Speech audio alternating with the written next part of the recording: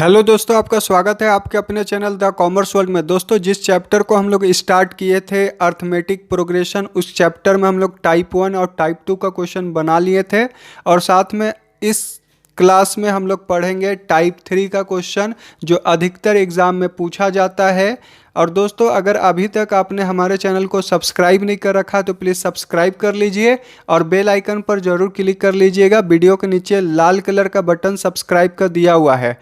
दोस्तों, इस क्वेश्चन को हम लोग बना लेते हैं। सबसे पहले ये वर्ड प्रॉब्लम का क्वेश्चन है। दोस्तों, सबसे पहले इस क्वेश्चन को हम लोग समझ लेते हैं। यहाँ पर क्वेश्चन जो है उसमें लिखा गया है कि the 9th and 19 term of series in AP are respectively 35 and 75।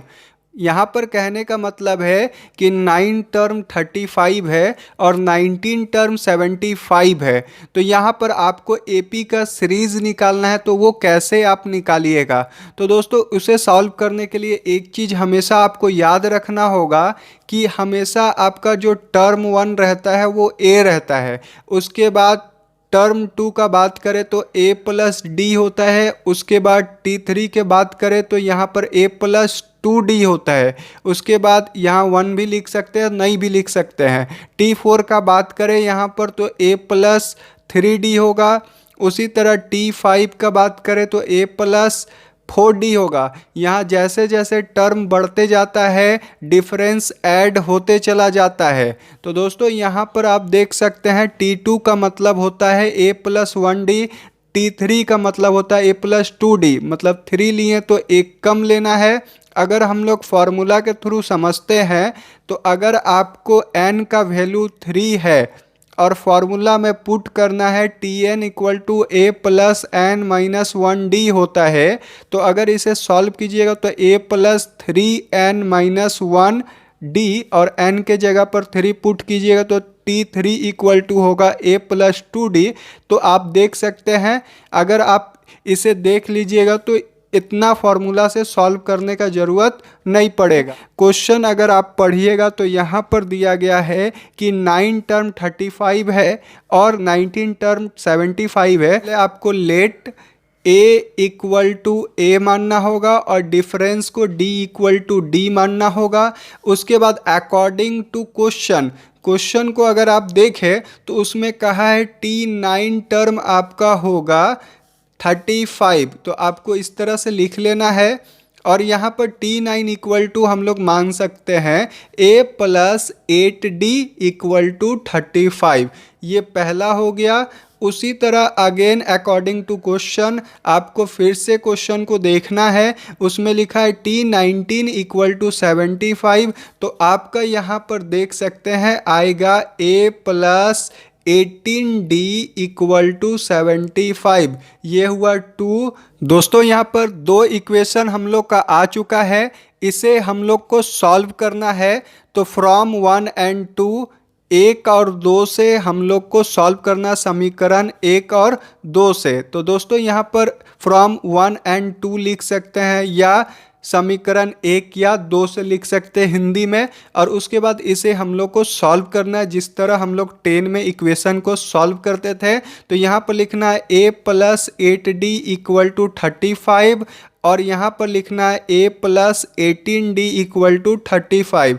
दोस्तों, यहाँ पर आप देख सकते हैं a सेम है। अगर सेम नहीं रहता है तो मल्टीप्लाई करके हम लोग दोनों में से किसी एक को सेम करते हैं, याद होगा आपको। तो सॉल्व करने के लिए मैं यहाँ पर तो आपको नहीं बता रहा हूँ, पहले से आप जानते हैं कि इक्वेशन को कैसे सॉल्व किया जाता है। दोस्तों, यहाँ पर आप देख सकते हैं a सेम है तो इसे हम 1 से इंटू करें चाहे नहीं करें, बात एक ही है। दोस्तों, यहाँ पर गलती से 35 लिखा गया, यहाँ 75 होगा। दोस्तों, यहाँ सॉल्व करने के लिए 1 में 2 को माइनस करेंगे तो यहाँ पर लिखेंगे माइनस, ये प्लस से फिर माइनस हो जाएगा, इसको भी माइनस लिखेंगे, ये क्रॉस कट जाएगा। अब इससे इसको माइनस कीजिएगा तो 10d आएगा, वो भी माइनस में 18 क्योंकि बड़ा है, यहाँ पर हम इसका साइन रखे हैं माइनस। उसके बाद आपको यहाँ पर 75 में 35 को घटाना तो यहाँ पर आएगा -40। और उसके बाद आप यहाँ पर d का वैल्यू निकाल सकते हैं -40/10 दोस्तों यहाँ पर उसके बाद माइनस डी इक्वल टू -4 आएगा, माइनस माइनस कैंसल हो जाएगा तो d इक्वल टू 4। तो यहाँ पर एक वैल्यू हम लोग का निकल चुका है d का। उसके बाद क्या करना है, putting a value of d इन 1 या 2। तो दोस्तों आपको d का वैल्यू को पुट करना है, बैठाना है 1 या 2 में। तो दोस्तों यहाँ पर मैं यहाँ पर a plus 8d equal to 35 इसमें पुट कर देता हूं। तो a plus 8 into 4 equal to 35। तो यहाँ सॉल्व आपको सिंपली कर देना है। तो a प्लस 8 चौके 32 इक्वल टू 35, और यहाँ पर इसको हम लोग धीरे धीरे करके सॉल्व कर देते हैं। देख सकते हैं कैसे सॉल्व कर रहे हैं। तो यहाँ आ गया 3। तो a इक्वल टू आपका 3 आया। Put A value of d इन 1, आपको putting a value of d in 1, d का जो वैल्यू है उसको समीकरण 1 या 2 में पुट कर देना है। तो दोस्तों आपका d भी आ गया और a भी आ गया। दोस्तों अब हम लोग को टर्म यहाँ पर निकालना होगा। तो टर्म 1 इक्वल टू a होता है, मतलब कि आपका कितना आएगा 3। टर्म 2 इक्वल टू होता है a प्लस 1d, मतलब कि d। तो a है आपका 3 और d है 4, आपका कितना आएगा 7। उसके बाद T3 निकाल लीजिए, a प्लस आएगा 2d इक्वल टू आपको लिखना है a equal to 3, 2 into 4 equal to होगा 3 प्लस 8 11।